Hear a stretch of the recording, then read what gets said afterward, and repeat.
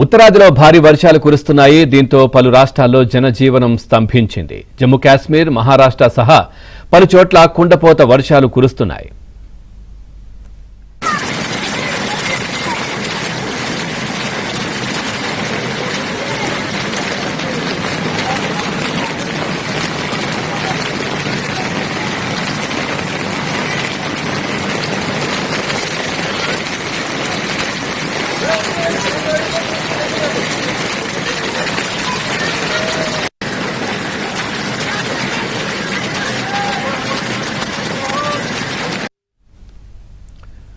మహారాష్ట్రలో భారీ వర్షాలు విధ్వంసం సృష్టించాయి.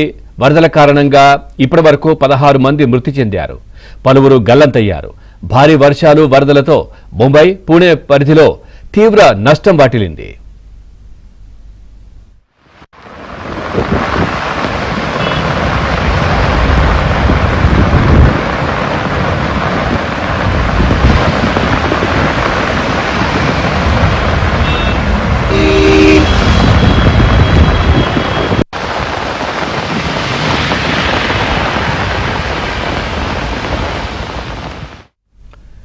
వర్షాలు తగ్గిన ముంబైలోని లోతట్టు ప్రాంతాల్లో వరద కష్టాలు కొనసాగుతున్నాయి.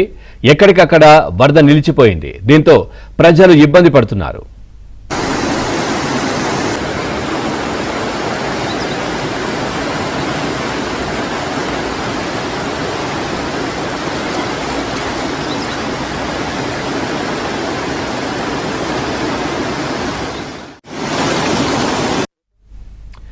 మరో 2 రోజుల పాటు ముంబై సహా పలు జిల్లాలకు ఐఎండీ రెడ్ అలర్ట్ ప్రకటించింది.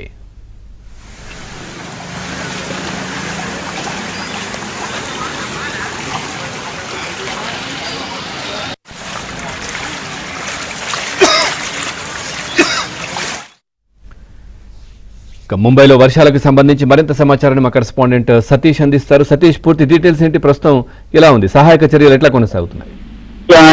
ముఖ్యంగా పవన్ మహారాష్ట్ర మొదలుకొని ఉత్తరాది రాష్ట్రాలను భారీ వర్షాలు ముంచెత్తుతున్నాయి. ప్రధానంగా అటు దక్షిణాది రాష్ట్రాల్లో కేరళ లాంటి రాష్ట్రం కూడా పెద్ద ఎత్తున తీవ్ర ఇబ్బందులు ఎదుర్కొంటున్నాయి. ముఖ్యంగా జమ్మూ కాశ్మీర్, కేరళ, మహారాష్ట్ర, ఉత్తరాఖండ్, ఉత్తరప్రదేశ్ రాష్ట్రాలు భారీ వర్షాలతో పూర్తిగా జనజీవనం స్తంభించిపోయిందని చెప్పాల్సింది. ముఖ్యంగా ఇక మహారాష్ట్రలో అయితే ముంబై పుణె ఎక్స్ప్రెస్ మగండల సమీపంలో మిస్సింగ్ లింక్ వద్ద భారీ కొండ చర్యలు విరిగిపడంతో ముంబై వెళ్లే మార్గాన్ని అధికారులు పూర్తిగా మూసివేశారు. భారీ వర్షాలకు రైల్వే ట్రాకులు జలమయం కావడంతో 40కి పైగా సర్వీసులు కూడా ప్రభావం పడిపోయింది. ఇక ముంబై లాంటి నగరాల్లో చేసిన కూడా అటు విమానయాన సర్వీసుల పైన కూడా తీవ్ర అంతరాయం కనిపిస్తున్న పరిస్థితి నెలకొందని చెప్పాల్సింది. పుణెలోని మావోల్ ప్రాంతంలో కొండ చర్యలు విరిగిపడి ఒకే కుటుంబం చెందిన 3 మరణించారు. ఎడతెరిపి లేకుండా కురుస్తున్న వర్షాలతో ముంబై మహానగరం అతలకుతలం అవుతున్న పరిస్థితి నెలకొంది. పూర్తిగా జనజీవనం స్తంభించిపోయింది. అక్కడ స్కూల్స్ కి, అదేవిధంగా కాలేజీలతో పాటు విద్యా సంస్థలకు పూర్తి ఎత్తున కూడా పెద్ద ఎత్తున సెలవులు ప్రకటించిన పరిస్థితి నెలకొందని చెప్పాల్సి ఉంటుంది. ఇప్పటి వరకు దేశవ్యాప్తంగా ముంబైలోనే 14 మంది ప్రాణాలు కోల్పోయిన పరిస్థితి నెలకొందని చెప్పాల్సి. ముంబై, థానే, రాయ్గఢ్ జిల్లాలకు వాతావరణ శాఖ రెడ్ అలర్ట్ ను కూడా జారీ చేసిన పరిస్థితి 40 మీటర్ల ఎత్తులో అలలు ఎగిసిపడుతున్న పరిస్థితి మాత్రం ముంబైలో కనిపిస్తుంది. మరోవైపు ఛత్తీస్గఢ్ లో కూడా వచ్చగా 3వ రోజు కూడా భారీ వర్షాలు కురుస్తున్న పరిస్థితి నెలకొంది. ఛత్తీస్గఢ్ లో అనేక ప్రాంతాల్లో నడుములోతు నీరు చేరడంతో పాటు రోడ్డు, అదేవిధంగా ఇతర జనజీవన వ్యవస్థ పూర్తిగా స్తంభించిపోయిన పరిస్థితి నెలకొందని చెప్పాలంటుంది. ఇక నదులు ప్రమాదకర స్థాయి నుంచి ఉప్పొంగి ప్రవేశిస్తున్న పరిస్థితి నెలకొంది.